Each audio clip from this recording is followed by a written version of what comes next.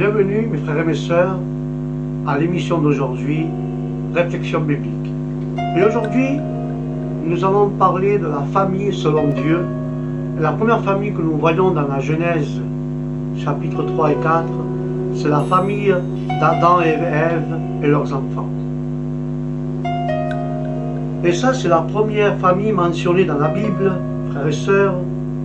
Et celle d'Adam et d'Ève, c'est la première qui est mentionnée sur la Bible. Et ils eurent des enfants et des filles, donc nous ne savons pas le nombre, mais parmi lesquels 3 fils sont nommés, Caïn, Abel et Seth.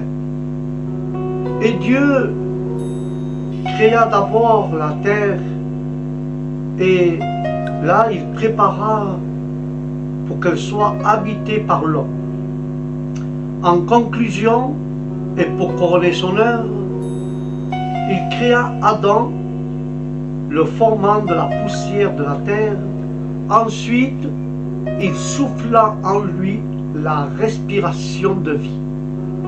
Et l'homme devient ainsi une âme vivante. Dieu le fit habiter dans un site merveilleux, qui est le jardin de l'Éden. Et il devait le cultiver et le garder. Et là, nous voyons que Dieu lui donna la domination sur tout ce que Dieu avait créé. Adam donna des noms aux animaux en exprimant ainsi l'autorité que Dieu lui avait conférée sur les animaux. Il observa les animaux et leur comportement de mâles et de femelles tels que Dieu les avait créés. Alors, un sentiment de grande solitude s'empara de lui. Il ne trouva pas pour lui l'aide qui lui correspondait. Cependant, avant, frères et sœurs, Adam ne constate lui-même ce besoin, car l'Éternel Dieu avait déjà déclaré qu'il n'était pas bon que l'homme soit seul. Je lui ferai une aide qui lui corresponde, car le Dieu créateur avait lui-même placé ce désir dans le cœur d'Adam. Et il voulait lui-même y répondre après avoir fait tomber un profond sommeil sur Adam, et il prit une côte en formant une femme et l'amena à Adam. Quel ravissement Dieu remplit son âme quand il reçut cette femme de la main de Dieu.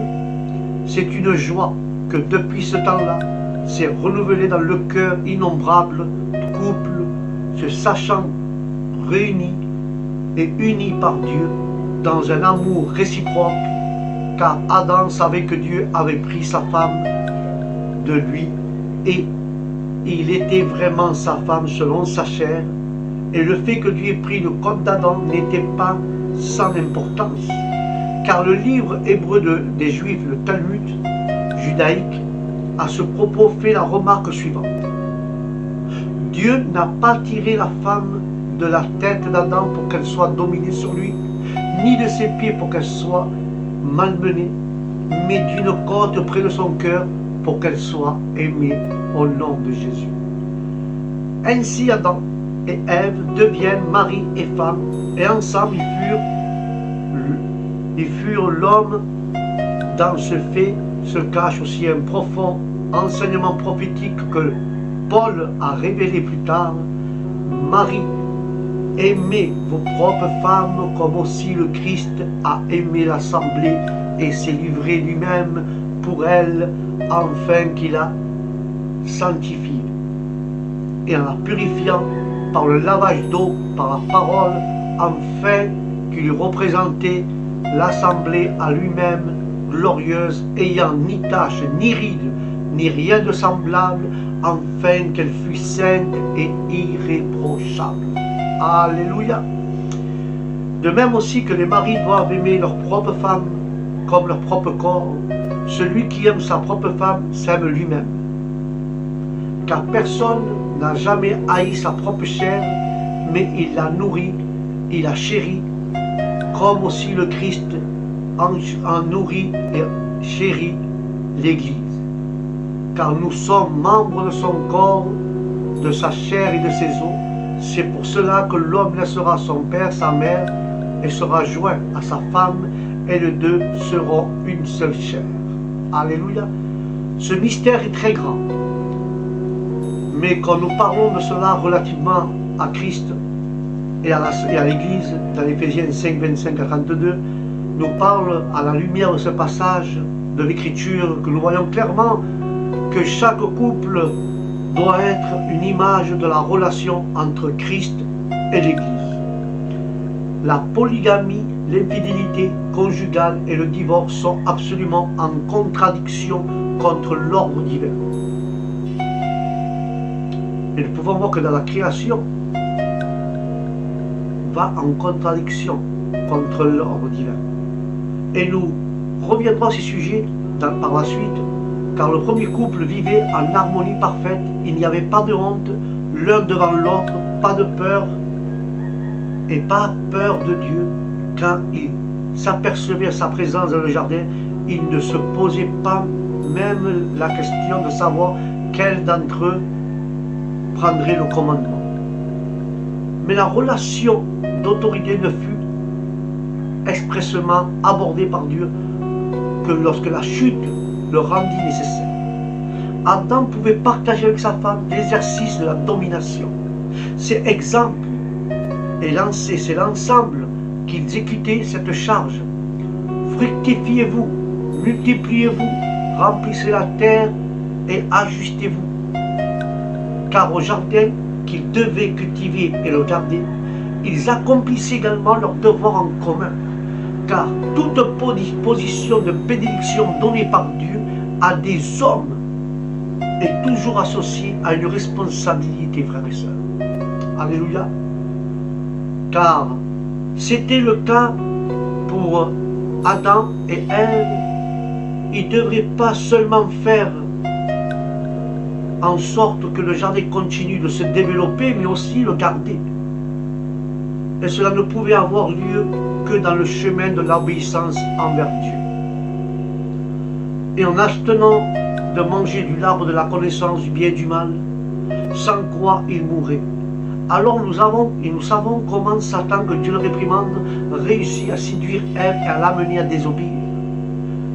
Et en entraînant son mari avec elle dans sa chute, il n'y avait pas gardé le jardin, ni purent plus le cultiver non plus, car ils furent chassés de ce jardin. Car le paradis leur était perdu pour toujours. En outre, par leur désobéissance, ils l'ont perdu. Mais ça nous amène à la création entière, dans les sphères d'influence du diable que Dieu le réprimande et sous son pouvoir, celui du péché de la mort. Quelle étendue des conséquences, quelques transformations catastrophiques, car la chute entraînera pour ce couple et elles se sont répercutées sur toute l'humanité. Une vie dans la joie et la communion avec Dieu, et l'une avec l'autre fit place à la crainte, à la honte, qu'ils prirent conscience de leur nudité et se confectionnèrent des vêtements avec des feuilles de figuier. Puis Dieu remplaça ceci par des peaux de bêtes. Sans aucun doute, cela fait penser à la réconciliation. Car Dieu voulait déjà montrer par l'image du sacrifice d'un animal innocent que les hommes ne pouvaient subsister devant lui, que sur la base de la mort d'un substitut. Car au paradis, le travail était une bénédiction et une joie. Mais à l'extérieur du jardin, le sol produisait des épines et des ronces, car Adam a dû le travailler péniblement et manger son pain à la sueur de son front. Un à un, tous ceux qui avaient participé activement à la chute furent appelés par Dieu et rendre compte. Chacun reçut son jugement particulier. Satan, le serpent, Ève et Adam. Nous voyons aussi qu'un grand changement intervient dans la relation mutuelle de ce couple. Certes, dans les passages de 1 Timothée 2, verset 13 et 1 Corinthiens chapitre 11, versets 8 et 9, montrent en rapport avec la position du mari et de la femme que la première place, celle du chef, revenait à Adam déjà dans l'ordre divin de la création. Mais c'est seulement après la chute qu'il a été dit à Ève, ton désir sera tourné vers ton mari et lui dominera sur toi. Dans Genèse 3,16 est écrit comme ceci. Telle n'était pas leur relation avant la chute. Heureusement, et nous pouvons remarquer le bien, l'ordre n'a pas pu être donné à Adam de dominer sur sa femme. Mais cependant, car quand Ève, elle lui fut clairement donné à entendre qu'elle prenait une place de soumission vis-à-vis de son mari, on prétend, frères et sœurs, on prétend souvent que cette relation de soumission a été abolie et n'est plus valable maintenant. Les hommes et les femmes seraient aujourd'hui entièrement égaux dans la société, dans la famille, dans le rassemblement chrétien. On cite volontiers Galates 3, 28. Il n'y a ni mâle ni femelle. Celui qui ne partage pas cette opinion sur l'émancipation de la femme se rend coupable de discrimination aux yeux de nombreuses personnes qui commettent le pire des péchés. Et si l'on fait remarquer alors ce que Paul a dit à ce sujet dans un autre passage du Nouveau Testament, on s'attend rétorquer que c'est une prise de position paulinienne peut-être bonne et acceptable pour son époque, mais que de nos jours, ces pensées sont totalement démodées et ne sont plus applicables. Car les chrétiens spirituels qui connaissent et aiment la Bible savent cependant ce qui a écrit l'apôtre Paul et le commandement du Seigneur. Quand nous voyons dans Corinthiens 14, 34 à 37, que dit Paul à propos de la position de la femme dans la famille? Je citerai à nouveau Éphésiens 5 cette fois, dans les versets 22-24. Femmes, soyez soumises à vos propres maris comme au Seigneur, parce que le mari est le chef de la femme, comme aussi le Christ est le chef de l'assemblée. Lui, le sauveur du corps. Mais, comme l'Église est soumise à Christ, ainsi que les femmes soient aussi à leur mari, en toutes choses. Alléluia. Et ces versets s'adressent aux femmes, non aux maris. Ce verset s'adresse aux femmes et non aux maris. Je conseille à nos sœurs, avec tout l'amour du Christ, qui ont de la peine à observer cette observance, ils ont la peine à observer cette obéissance, de toujours les relire pour les maris. Ce n'est pas nécessaire. Ils sont souvent trop bien convaincus de cette nécessité. Ils connaissent l'exhortation. Femmes, soyez soumises à vos maris. Mais cela ne leur donne pas le droit de lire comme s'il était écrit. Maris, tenez vos femmes dans la soumission. Ce qui est dit au mari se trouve dans le paragraphe suivant, déjà cité, aimer sa femme et bien d'autres choses que de dominer sur elle. Une fois, un pasteur a rendu visite à un couple dont les relations conjugales étaient loin d'être idéales. La femme était seule à la maison. Au bout de quelque temps, elle fut submergée par une litanie de plaintes contre son mari. Et cette femme finissait pas. Et elle supportait tout cela pendant un moment. Puis, on vit, et nous voyons la remarque, apparemment, elle avait un mari qui était désobéissant à la parole de Dieu. On peut bien le dire, répondit-elle, jamais. Je n'entends de lui un mot d'amour ou d'estime. Et cette femme disait, je pris ma Bible et je l'ouvris à la première épître de Pierre, chapitre 3. Pareillement, vos femmes, soyez soumises à vos propres maris, enfin si même il y a qui obéissent pas à la parole, ils soient gagnés sans la parole par la conduite de leurs femmes, en ayant su observer la pureté de votre conduite dans la crainte. Cette femme connaissait bien ce paragraphe. quand on lui a posé la question, on lui a demandé si elle avait suivi le conseil de Pierre, elle répondit en franchise par la négative. Je dois dire qu'avec ces paroles souvent dures, j'ai fait des remontrances à mon mari à propos de son comportement injuste. Elle admit que c'était probablement à cause de cela qu'elle ne pouvait pas exercer une bonne influence sur son mari. Et à cet instant-là, cette conversation fut interrompue car le mari rentrait à la maison. Il voyait la Bible ouverte et le visage baigné de larmes de sa femme et saisit ce qui se passait. Non, leur relation n'était pas celle qui devrait exister entre mari et femme. Il reconnut sans façon, la conversation se poursuivit. Et nous avons lu le verset 7 de ce chapitre 3 de la première épître de Pierre. Et pareillement, vous demeurez avec elle selon la connaissance comme avec un vase plus faible, c'est-à-dire féminin, leur portant honneur comme étant aussi l'ensemble d'héritiers de la grâce de la vie. Pour que vos prières ne soient pas interrompues, le mari se plaignait. Comment peut-on aimer une femme qui ne veut rien savoir au sujet de la soumission et qui se montre toujours récalcitrante et veut jouer le rôle du chef? La femme riposta. Comment peut-on être soumise à un mari qui ne témoigne jamais aucun amour ni aucune estime?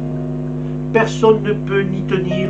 Pour terminer, je leur conseillais instantanément d'échanger les textes bibliques et qu'elles prennent à cœur ce qui est écrit pour elle et pour lui. Ce qui s'adressait à lui se fait de prêter l'attention à ce qu'il est destiné à l'autre. N'était pas un problème général parmi les chrétiens.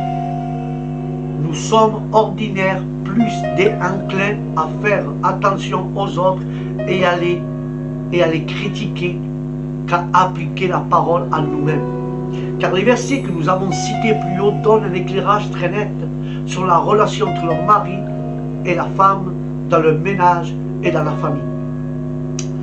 De même, frères et sœurs, dans la vie de l'Église, la place de l'homme et celle de la femme ne sont pas identiques, car Paul a écrit à Timothée afin qu'il sache comment il faut se conduire dans l'Église comme maison de Dieu.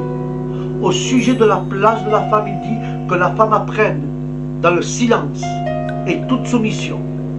Mais je ne permets pas à la femme d'enseigner ni d'user d'autorité sur l'homme, mais elle doit demeurer dans le silence. À un autre endroit, il dit que vos femmes se taisent dans les assemblées, que vos femmes se taisent dans les églises, car il ne leur est pas permis de parler, mais qu'elles soient soumises, comme le dit aussi la loi. 1 Corinthiens 14, 34. Ce que Paul a écrit est un commandement du Seigneur, le chef de l'Église, car à savoir qu'il est permis à une femme d'exercer un service ecclésiastique, la question ne se posait pas autrefois, car les passages cités ci-dessous étaient suffisamment clairs de considérer comme faisant autorité. Actuellement, ce n'est pas malheureusement pas un problème non plus, mais dans le sens opposé, dans la plupart des lieux chrétiens, on le permet à la femme. A-t-il trouvé une meilleure explication dans ces versets? Il y a des gens qui permettent à la femme de parler aux assemblées, de prêcher aux assemblées. Et on a trouvé une meilleure explication dans ces versets? Ce n'est pas le cas. La femme doit se taire dans l'assemblée. On ne peut pas les interpréter de deux manières, ces versets. La femme doit doit être soumise et se taire et ne doit pas enseigner. Il n'y en a aucune autorité dans l'assemblée, ni dans les églises. On ne peut pas interpréter les deux manières différentes. Non, on a simplement admis que ces pensées ne sont plus de notre temps. Ce sont des points de vue paulianiens liés à son époque. Et cet argument, on peut le dépouiller. Tout simplement, ces instructions et leurs forces, et on les met de côté. D'ailleurs, ce qui est arrivé à propos de nombreuses vérités bibliques, mais nous ne rentrerons pas ici dans plus de détails. Ce qui concerne la place de la femme dans l'assemblée, ces paroles de l'Écriture doivent suffire. À toutes sœurs, voulant se soumettre à l'autorité de la parole de Dieu pour le service public dans l'Église, c'est l'homme que le Seigneur, chef de l'Église, a appelé et non la femme. De nombreuses instructions sont données sur la manière d'exercer ce service. Et le fait que la femme soit appelée à d'autres tâches ne signifie pas certainement pas que devant le Seigneur, elle prenne une place de moindre valeur. Ce sont des femmes qui assistent le Seigneur de leur bien. C'est à des femmes qu'il apparut premièrement dans sa résurrection. C'est à des femmes qui donna la mission d'annoncer aux frères la grande nouvelle de sa résurrection. C'était aussi à des femmes qu'il avait combattu ensemble avec Paul dans l'Évangile. L'homme et la femme ont chacun leur place respective dans la famille et dans l'Église de Dieu. Car le chapitre 4 de Genèse commence par le fait qu'Adam connut Ève, sa femme, et cela est une extraordinaire bénédiction de Dieu, nullement un péché ni quelque chose de moindre valeur.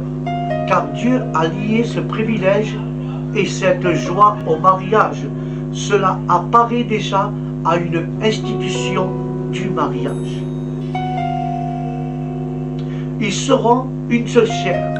Dieu le Créateur a implanté chez les animaux l'instinct comme un moyen de conversion de l'espèce.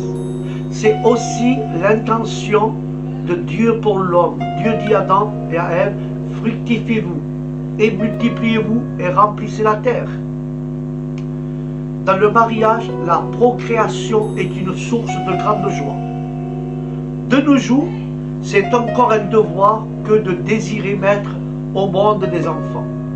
On peut bien dire que c'est seul commandement que l'homme, en tout lieu, est exécuté de bon gré. C'est une conséquence de l'instinct. Cependant, Dieu a donné à l'homme bien plus qu'à un animal.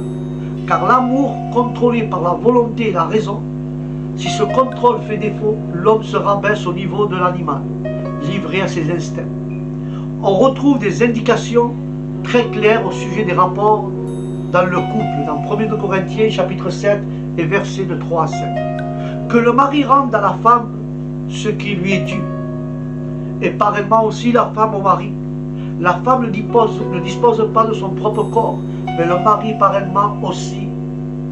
Le mari ne dispose pas de son propre corps, mais la femme ne vous prive pas de l'un de l'autre, à moins que ce soit qu'un consentement mutuel, pour un temps, afin que vous vaguiez à la prière et que vous vous y trouvez de nouveau ensemble, afin que le diable, que Dieu le réprimande, ne vous tente pas à cause de votre incontinence.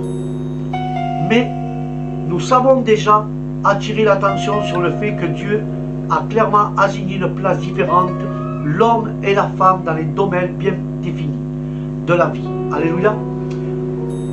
On le trouve aussi dans les épîtres de Paul. C'est pourquoi il est autant plus remarquable qu'ici que les deux appartiennent, soient considérés comme ayant tout à fait la même valeur et les mêmes droits. Cela est très important, frères et sœurs. C'est quelque chose de très important pour ce qui concerne l'homme et la femme, leur vie conjugale. Un deuxième point important, ce qui indique aux deux membres du couple de ne pas chercher la satisfaction pour eux-mêmes, mais avoir en vue le bonheur de l'autre. Dans le mariage, il devrait s'agir pour chacun, non pas d'en retirer le plus possible, mais d'être soucieux et de donner le plus possible. Si ces principes sont respectés, on peut vivre pendant des années un mariage heureux, harmonieux, y compris dans la vie conjugale. Car le lien de l'amour est renforcé. Le non-observation de ces principes est un écueil qui fait échouer beaucoup de mariages. L'amour refroidit finalement et se détache l'un de l'autre dans toutes les terribles conséquences qui suivent, et il est souvent admis que la continence et le renoncement le renoncement au mariage manifeste chez les croyants un degré de spiritualité plus élevé que s'ils se marièrent.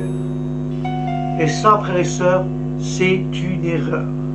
Car le Seigneur Jésus lui-même a enseigné autre chose et a montré par le fait qu'il a appelé comme l'apôtre des hommes mariés. Dans le livre de Corinthiens, 1 Corinthiens 9,5, c'est seulement lorsque l'on renonce volontairement au mariage, afin de mieux remplir un service pour lui, que Dieu peut donner son approbation. Peu nombreux sont ceux qui aient donné ce don de grâce particulièrement. Mais Paul est exposé à la même pensée qu'aux Corinthiens. Toutefois, il s'est retourné sévèrement contre ceux qui défendaient de se marier. Premier épître de Timothée, chapitre 4, verset 3, parle que le fait, par la suite, dans l'Église romaine, le célibat a été imposé aux prêtres et dénué de toute base scripturaire. Et il est de même pour des divers ordres monastiques où fut introduite cette prescription pour les moines et les religieuses. Et on s'est rendu compte maintes fois que l'homme ne pouvait être contraint à une vie de laïcité. Car l'histoire de l'Église, frères et sœurs, responsable hélas, ne le confirme pas trop. Il est suffisamment connu que beaucoup de monastères étaient des foyers de corruption morale, et que personne ne surestime lui-même, y compris dans ce domaine. Ce n'est pas le désir en lui-même qui est coupable, ce que Paul appelle brûler, mais bien la recherche d'une satisfaction de vie conjugale en dehors du mariage. Parmi les nombreuses questions que les Corinthiens posèrent à Paul, plusieurs se rapportaient au mariage. Il ressort, frères et sœurs, de sa réponse et de la pulsion de la vie conjugale ont une place donnée par Dieu à l'intérieur des limites du mariage. Ce qui dépasse ce cadre-là est appelé, avec tout le respect que je vous dois, tout ce qui dépasse cela est appelé fornication et condamné comme péché. Mais pour les chrétiens, il est bon et absolument essentiel de tenir ferme cette règle, car les législateurs du pays christianisés en plus au moins tenu compte dans les générations passées. Mais actuellement, beaucoup ne veulent plus entendre parler de ce principe divin, car les relations conjugales en dehors du mariage sont autorisées et parfois même publiquement préconisées d'eux-mêmes. Car on admet aussi les rapports entre hommes ou entre femmes. Mais beaucoup veulent donner une base juridique de cette forme de vie en commun. Et si quelqu'un ose mettre en garde publiquement contre ces pratiques, il est considéré comme désespérément arriéré et borné. On ne croit que les hommes pourraient mieux s'épanouir sans les principes bibliques et qu'ils vivraient plus heureux ainsi. Cette pensée n'est pas aussi nouvelle qu'elle paraît. C'est le vieux mensonge, le vieux serpent du jardin de l'Éden. C'est le diable que Dieu le réprimande. C'est le vieux mensonge du serpent au paradis. Si tu manges du fruit défendu, tu seras comme Dieu. Tu connaîtras ce qui est bien, ce qui est mal. C'est une demi-vérité pire qu'un mensonge total. Alléluia. Car le diable s'est gardé d'ajouter qu'avec cette connaissance, l'homme ne serait en mesure ni d'abandonner le mal, ni de faire le bien. Car l'abolition des principes divins n'a encore jamais rendu l'homme plus heureux, et il ne le sera jamais. Quelle pauvre société nous vivons, que celle où aujourd'hui, plus que jamais, ce mal se développe d'une manière terrible, car le premier fils d'Adam et Ève fut Caïn, ensuite naquit Abel, et il n'y avait pas fait des enfants comme on l'entend dire autrefois brutalement. Ève discerna dans cette naissance la bénédiction de Dieu. De même, les parents d'aujourd'hui devraient considérer nos enfants comme un don du Seigneur et à cause de cela, les élever pour lui. Cette éducation procure souvent beaucoup de joie aux parents, souvent aussi des soucis et des peines, car le premier couple de parents fit l'expérience. Le philosophe Rousseau croyait que les enfants étaient comme une feuille de papier blanche. Si l'éducateur savait seulement écarter les influences néfastes de l'intérieur, il pouvait écrire ce qu'il voulait. Ce qui rapporte à la première famille nous apprend autre chose. Les influences de l'extérieur ne jouent évidemment aucun rôle dans l'éducation de ses enfants. Chez Caïn, la nature pécheresse qui avait reçu dès la naissance s'exprimait nettement, mais ses parents eurent à son sujet beaucoup de soucis. Après de ce grand espoir, Ève éprouva une grande déception sur Caïn. Caïn avait aussi des traits de caractère religieux. Il fut le premier qui apporta une offrande à Dieu. Toutefois, en contraste avec son frère, il n'avait rien compris au fondement sur lequel un pécheur peut subsister devant Dieu et s'approcher de lui. Mais Abel apporta aussi une offrande, mais très différente, celle de Caïn. Et en lisant la parole de façon superficielle, on pourrait penser que la cause se trouvait dans la différence de leur métier. Caïn, un cultivateur, apporta à l'Éternel une offrande de fruits et du sol. Abel, un berger, apporta son premier-né sur une brebis. Mais à vrai dire, cela semble tout naturel. Si on tire de cette conclusion, on passe à côté du précieux enseignement sur la réconciliation contenue dans cet événement. À ce propos, si on peut lire dans les chapitres hébreux, par la foi, Abel offrit à Dieu le plus excellent sacrifice que Caïn. C'est que par ce sacrifice qu'il a reçu le témoignage d'être juste. Dieu rendra témoignage de ses dons, et lui, étant mort, il parle encore de lui. Et encore, il existe donc une grande différence entre ces deux hommes, entre Abel crut, puisqu'il présenta une meilleure offrande, un sacrifice sanglant, reconnaissant ainsi sa culpabilité devant l'Éternel. Car à Caïn, c'était seulement un rite religieux qui était accompli de sa propre volonté, l'offrande des fruits du sol. Cela ressemble à ce qu'il avait fait à ses parents. Après la chute, il pensait pouvoir se vêtir devant Dieu à l'aide des feuilles de figuier qu'un sol maudit avait produit. Les pots dont Dieu les revêtit leur enseignaient l'image, et en image que le pécheur ne peut subsister devant Dieu qu'en vertu de la mort d'une victime qui devait mourir à leur place. Et de cette façon, frères et sœurs, et sur cette leçon qui dure, nous devons apprendre que Adam et Ève, ils auront sans doute des doutes transmis à leurs enfants, mais Caïn n'a rien saisi. C'est pourquoi que nous lisons que Dieu eut pas égard à Caïn et à son offrande, mais Dieu liait ensemble la personne de son don. Adam et Ève purent raconter à leurs enfants ce que Dieu avait fait. Ils purent leur communiquer l'instruction qu'ils avaient reçue, mais ils ne purent pas les convertir ni les amener au salut. Cela, Dieu seul peut le faire, et il les mène à bien par action du Saint-Esprit au nom de l'Éternel.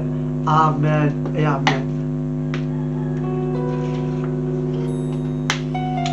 Il n'y a que le Saint-Esprit qui peut t'amener au salut, par l'action du Saint-Esprit. C'est aussi valable pour les parents d'aujourd'hui. Nous devons être pénétrés à la fois du sentiment de notre grande responsabilité en tant que parents et de celui de notre impuissance totale pour y faire face. Cela nous pousse à la prière, frères et sœurs, et nous remercions Dieu pour ceux de nos enfants qui se convertissent et viennent au pied du Christ et au pied du salut. Et nous continuons à prier pour eux, qui se montrent indifférents au cours de leur éducation. Lorsque Caïn vit que Dieu rejetait son offrande, il se mit en colère contre son frère et finalement il le tua. Pourquoi? Car la première épître de Jean, chapitre 3, verset 12, Jean l'explique, parce que ses œuvres étaient mauvaises et celles de son frère étaient justes. Et pourtant Dieu aimait aussi Caïn, comme il aimait tous les pécheurs. Il ne veut pas qu'ils périssent, mais qu'ils se convertissent et soient sauvés. C'est pourquoi il a averti Caïn, avant qu'il commette cet acte horrible. Après, lorsque Dieu annonça le jugement à Caïn, reconnut la gravité de son crime. Était-ce vraiment du repenti? Ou bien parlait-il sous le coup des conséquences terribles de son acte? Nous ne pouvons faire que des suppositions, afin que Caïn bannit et s'en aille. Dieu mit un signe sur lui, afin que si quelqu'un le trouvait, ne le tue pas. Même dans son jugement, il a dû prononcer sur Caïn, nous soyons de nouveau, et nous voyons de nouveau sur Caïn prononcer sa miséricorde de Dieu sur lui. Dans l'expression quiconque le trouve, il faut bien sûr comprendre les autres enfants d'Adam et Ève. La place d'Abel qui a été tué, Dieu donna un fils Seth, que nous pouvons le trouver dans le chapitre 5 de la Genèse. Et nous parle de lui et de sa descendance. Ce chapitre se termine avec Noé, et nous reviendrons à lui et à sa famille plus loin. Au chapitre 4, on se retrouve dans la lignée de Caïn, dans laquelle se détachent des mecs, sa famille, et nous en prenons plus en son sujet dans le chapitre suivant, et ça sera dans la prochaine émission, la famille selon Dieu. Voilà mes frères et mes sœurs, c'était l'histoire de la famille d'Adam et ses enfants. J'espère que vous avez en tiré une bonne leçon avec la miséricorde de Dieu. J'espère bien, car moi-même j'ai appris beaucoup de choses à travers cela. Et je remercie le Seigneur, car le Seigneur m'a appris beaucoup de choses à travers ce message. Et je remercie notre Dieu pour ce fabuleux partage que j'ai fait avec vous, avec la grâce de Dieu. Et je vous dis au prochain programme, la famille selon Dieu. Aujourd'hui, nous avons vu Adam et Ève et leurs enfants. Et au prochain programme, famille selon Dieu, je vous dis au prochain programme, que la paix de Dieu vous accompagne où que vous alliez, et que Dieu vous bénisse, vos maisons, vos familles, vos enfants, au nom de Jésus. Shalom.